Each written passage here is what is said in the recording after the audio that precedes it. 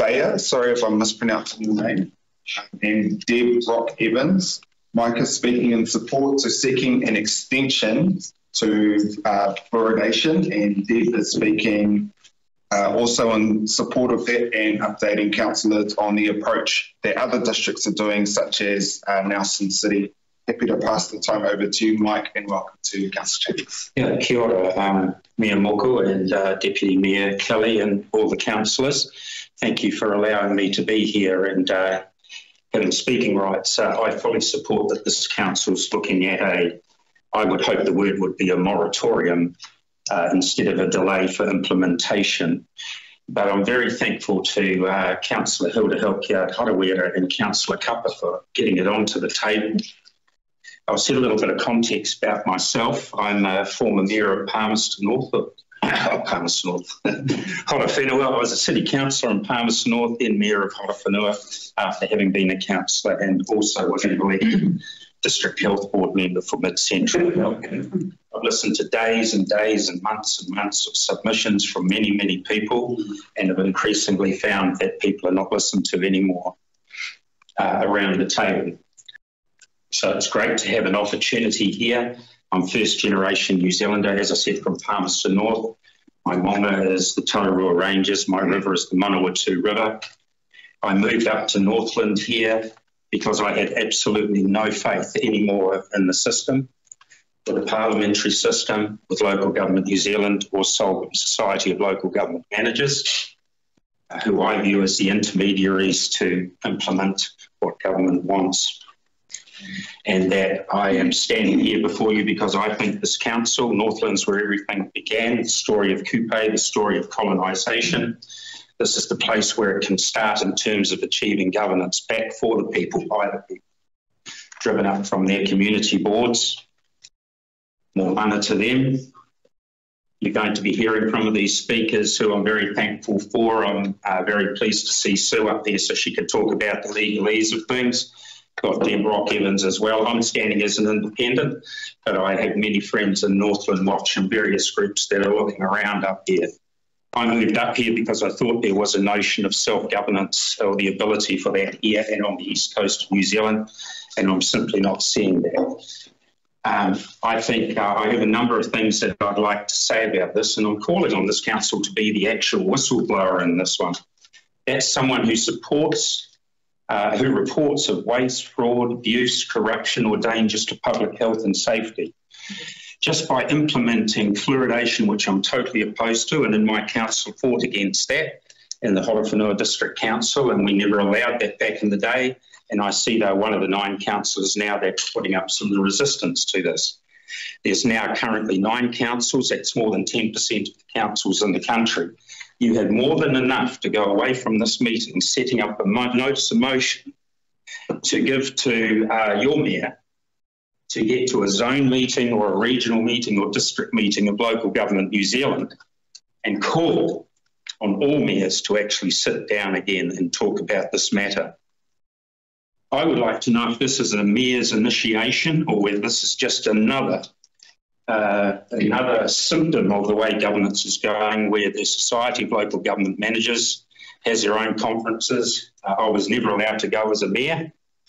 All chief executives came to the mayoral conference, though, where these decisions are actually made. And councillors are sitting around the table with all the information handed to them, upon which to make a decision, never really knowing just how good the information is and what standard of staff or professionals that are hired in to give opinions. And let me make no mistake, most professionals these days, they have no job if they're not made to order for councils. Many, many councils have the same advisors on all of these things, right across the country. So I say stand up this council. Councillor Helkiard-Harawira, you've done that. This is nothing for our country. This is just a panacea to make everything the same around the country with no input. Each district is totally different from other districts. For me personally, I'd love to see the decentralisation of governance. No political parties anymore, that all mayors are the MPs. your community boards more money to make decisions such as this, because this is not just here. It's the RMA, it's our roading, it's our health, it's everything that we operate under. And you guys need a whole lot more support than what you're giving from outdated organisations. LGNZ is a company. Society of Local Government Managers, both given Māori names these days, that can carry on hiding just how ineffective they have been, or effective, but not for the likes of people that are speaking everywhere. In this notice of motion, one of the things here was consult our communities first, which you have to do by law. But many people here, it's been suggested by other councils and also by those who submitted here last time. You have eons of really talented people around up here. And I think this council should support the mayor and make a decision, no, we're not going to incorporate. Water is the basket of life. Yeah. Nothing can survive without water. And in our council, our water was coming from the Tauranga Ranges. No farming around it, nothing. And yet we're wanting to put fluoridation in. There's just absolutely no need for this, to add that to the after effects of what 1080 is doing, given that Northland, most people pig hunt for their food. And they're also having trouble along all of these recommendations made by government. What is that done for? To me, it's looking more and more like culling our population. Yes. Yes. Northland can be the leader. It's the tail of the fish. I come from the Manawatu, the heart of the fish. A heart skipped a beat in the sense of all, Manawatu. And this is what we should be doing for the rest of the country, showing that we've got the pulse here, we got the tail. I really encourage this council to look really long and hard, even at its membership of LGNZ. I've got to say, the amount of money that would have been spent on just getting councillors there and everything, taking your mayor away so often. You know, it'll be a whole lot more than the $200,000 you're going to get for a fine if you don't implement this, let alone all the money to do that. Wally just commented before about the waste. Look at all the tūtai going into the Hokianga Harbour. It's actually emanating from Kerikeri. Spend some money on that we can actually recreate in our waterways. There is so much to talk about here. The whole, is that time? One more minute. One more minute, thank you. I won't leave any time for questioning. Just coming out from the heart, that's where I came from. Mayors are being neutered by local government New Zealand. Make no mistake about that. I was completely neutered by them, by the media, by Nanaia Mahuta, the Minister of Local Government. Time to stand up, folks. You've got the ability around here. You've got all the ability sitting behind you here. This is a good gathering for a day like this. Northland's so far spread out. The impacts that are happening on Northland coming up, it's just open door to everybody coming up here at the moment. I say look after what we've got. Don't need a hell of a lot more people either. And peace and love to you all. Thank you for this, Mayor Moko. And I'll just finish on this. I met Mayor Moko and Kelly when they were really young, when I was a mayor, and I was the only mayor that turned up at a National Community Board conference. The only mayor in the country that went to that. Our community boards, give them strength. Funnel it up to your council, choose a deputy mayor from your Māori board elected members and a deputy mayor from the rest of your council to do the everyday stuff, to funnel it up through your mayor who's the MP. Start doing some notices of motion like that to LGNZ, to central government, and then these sort of symptoms will not raise their heads like this all of the time, because you have the power to make the decisions. Peace and love. Thank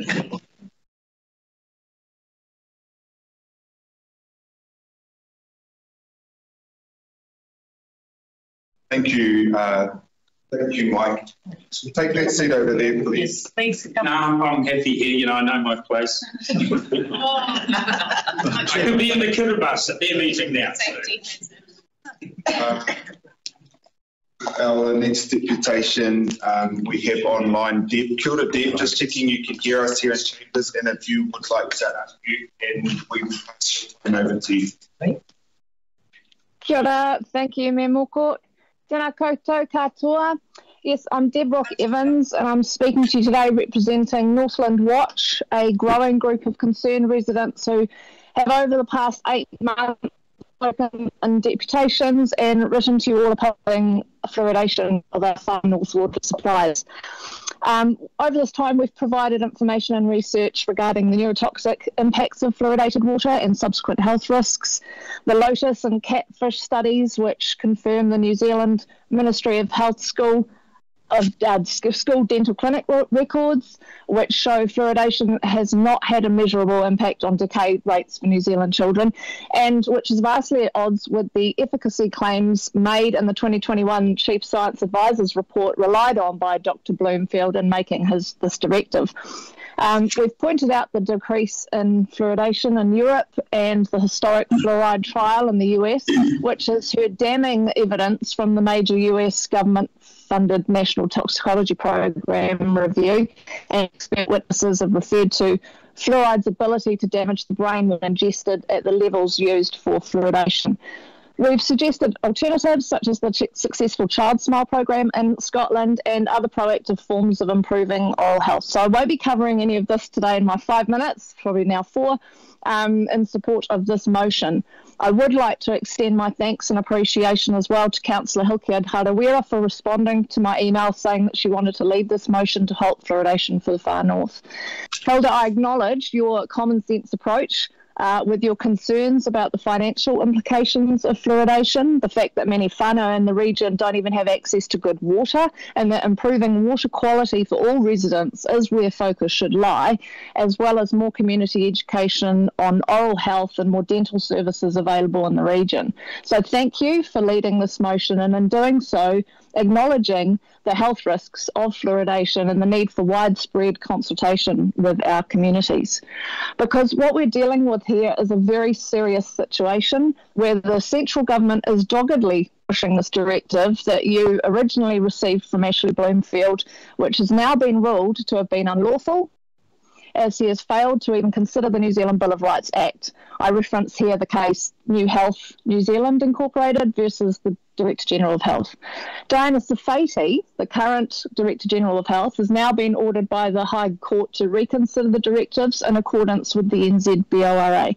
As yet, she does not appear to have done this, as to do so would no doubt have involved your council in a consultative process with the public to ensure all residents of the Far North are in fact aware and informed that the town supply water is to be medicated with a known neurotoxin, which also happens to be a toxic industrial byproduct, so it's not the same as the fluoride that you expect that you find in toothpaste or administered by dental health professionals, along with the associated risks of drinking this water. The Nelson City Council has recognised this, and it clearly caused them to feel nervous of their position to continue with fluoridation, as per the letter that they received from the DG to continue anyway, even after the High Court order, and for good reason. They too, like yourselves, are between a rock and a hard place.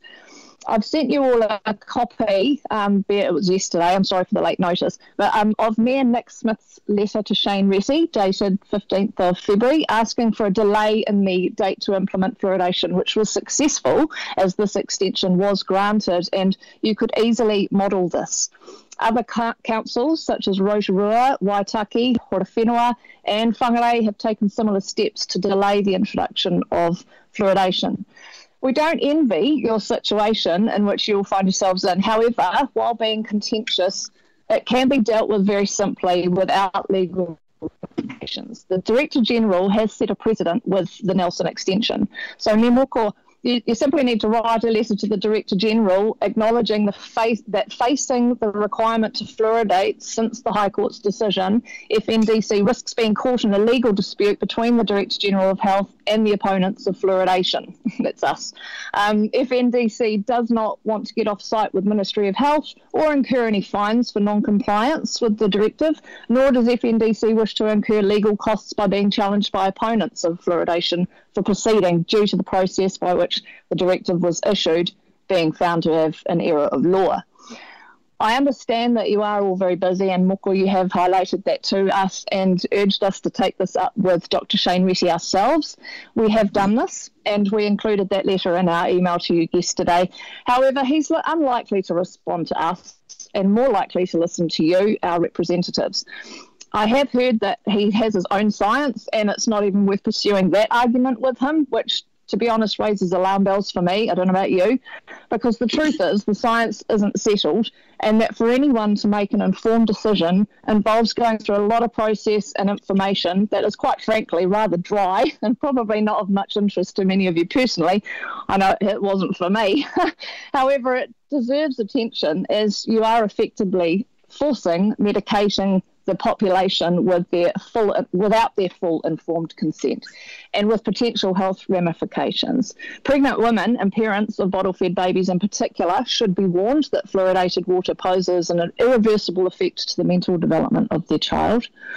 If I were you, I would make recommendations that the Director General of Health review the most up-to-date science, and with an independent panel, and call for a tribunal panel to be formed that represent the councils within the country coming together, where both sides of the argument can be heard.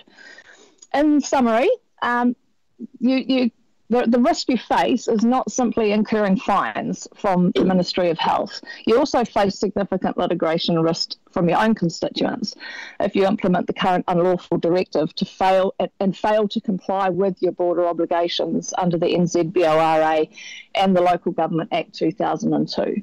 What is important right now is that you, our council, feel reassured that simply asking for an extension can in no way make you liable for fines if the extension is granted. The government will not take legal action towards this council fulfilling your obligations and actually standing up for the public interest, especially when it's before the High Court due to the illegality of the directive. If you visit the health website, the community water fluoridation page, you'll actually note that Whangarei has been extended until the 30th of June 2026. So I'd encourage you to seek the same extension date.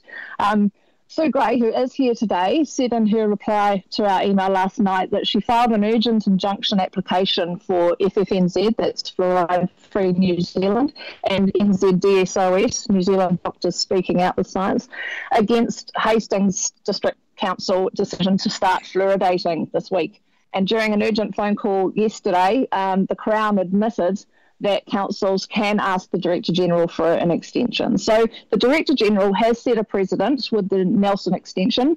Other councils just have to follow suit and ask for the same, citing the New Zealand Bill of Rights and the legal uncertainty in order to buy yourself some more time and avoid getting embroiled in any legal proceedings. I would ask, thank you, and I would ask that any questions that councillors or mayor may have regarding the injunction or High Court case be directed to our lawyer, Sue Gray. That's not really my forte. Thank you.